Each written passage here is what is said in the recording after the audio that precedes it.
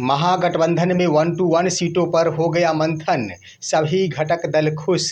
सीटों के ऐलान को लेकर मंगलवार को जारी किया जाएगा प्रेस कॉन्फ्रेंस। डिप्टी सीएम और सीएम पद की भी होगी घोषणाएं। सहनी को मिले 2 दर्जन से ऊपर सीटें। दोस्तों नमस्कार, मैं हूं आपका दोस्त एसके चौधरी।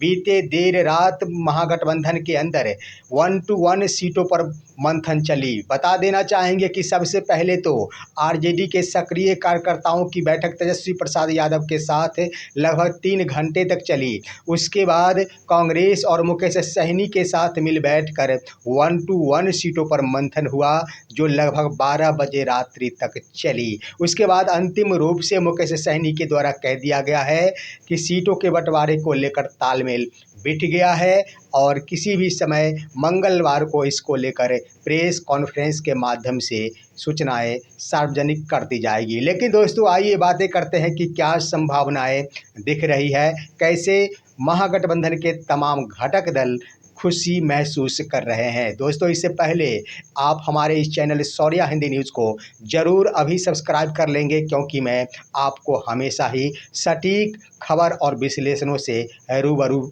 कराऊंगा।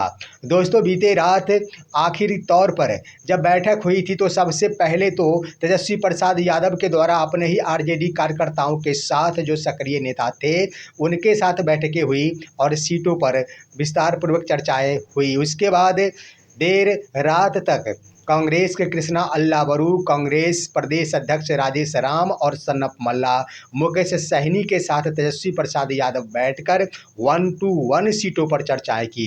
1-1 सीटों पर चर्चाओं के दौरान आखिर कौन से सीट पर कौन से उम्मीदवार खड़े किए जाएंगे, इस पर फाइनल डिसीजन ले लिया गया है। और इसको लेकर सबसे बड़ी बात कि सीएम पद को लेकर भी आपसी तालमेल बिठ गया है, डिप्टी सीएम को लेकर भी आपसी तालमेल बिठ गया है। आइए दोस्तों आखिर क्या संभावनाएं दिख रही है महागठबंधन के घटक दलों के लिए।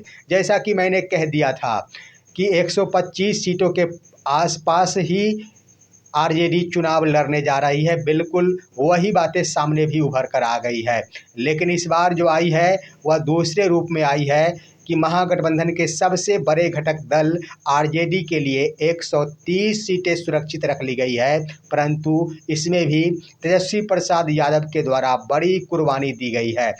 इसी 130 सीटों में से झारखंड मुक्ति मोर्चा को भी आरजेडी के द्वारा सीटें दी जाएगी और पशुपति कुमार पारस को भी सीटें दी जाएगी।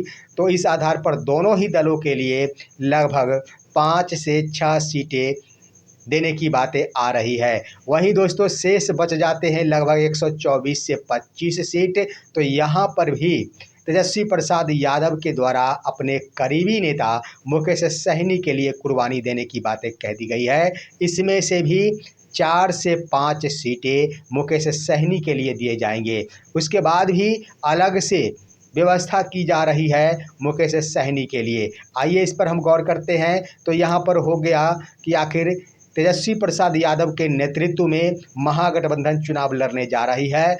आरजेडी 120 से 121 सीटों पर खुद के उम्मीदवार खड़े करेगी, जो लालटेन चुनाव चिन्ह से चुनावी मैदान में उतरेंगे। उसके बाद दोस्तों कांग्रेस के लिए 55 सीटें निर्धारित कर दी गई है। कांग्रेस भी लगभग 55 सीटों पर मान गई है, लेकिन उसमें भी शर्त रखा गया है कि कांग्रेस उसी 55 सीट में से पान समाज के आईपी गुप्ता को भी सीटें देगी। यानी संभावना दिख रही है कि लगभग 4 से 5 सीटें पान समाज के आईपी गुप्ता को दिया जा सकता है। अधिकतम 4 सीटें ही मान लिया जाता है। तो 51 सीटों पर कांग्रेस के उम्मीदवार खड़े होंगे, तो वहीं पर पान समाज के आईपी गुप्ता को 3 से 4 सीटों पर अपने उम्मीदवार खड़े करने का अवसर मिल जाएगा। अब आइए दोस्तों मुकेश सहनी के लिए आखिर क्या व्यवस्थाएं हुई है। तो मुकेश सहनी के लिए महागठबंधन के घटक दलों के बीच में जो समझौता हुआ है और कांग्रेस के सामने जो सीटों को लेकर बातचीत चली, संभावना यहाँ पर इस बात की बनी है कि 20 सीटें अलग से महागठबंधन की ओर से वीआईपी के लिए सुरक्षित कर दी गई है।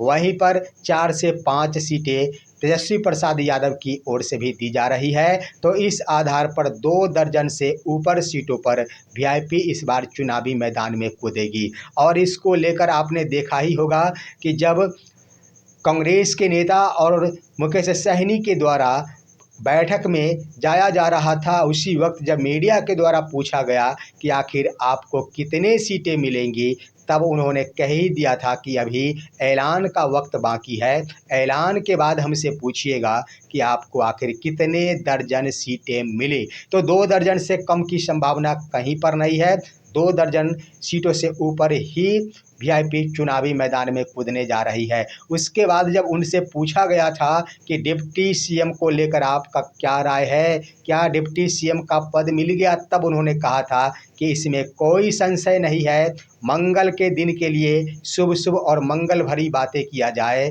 क्योंकि डिप्टी सीएम हम ही होंगे और बिहार में हम ही सरकार बनाने जा रहे हैं। तो दोस्तों, इस तरह से कह दिया जाए तो महागठबंधन के अंदर सीटों का तालमेल बिल्कुल बैठ गया है और किसी भी प्रकार का यहाँ पर कोई मतांतर नहीं रह गया है। लेकिन 6 अक्टूबर को तेजस्वी प्रसाद यादव के साथ लेफ्ट दलों के साथ भी बैठक होनी है।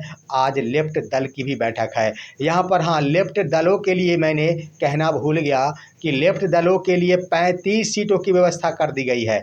वहाँ आपसी मंथन में 1 to 1 सीटों के मंथन में स्पष्ट हो चुका है कि 35 सीटें लेफ्ट के तमाम 3 दलों में विभक्त कर दिए जाएंगे। जैसा कि आपने देखा था कि पिछली बार तीनों दलों को मिलाकर 29 सीटें दी गई थी, जिसमें से 17 सीटें हासिल हुई थी लेफ्ट दलों को।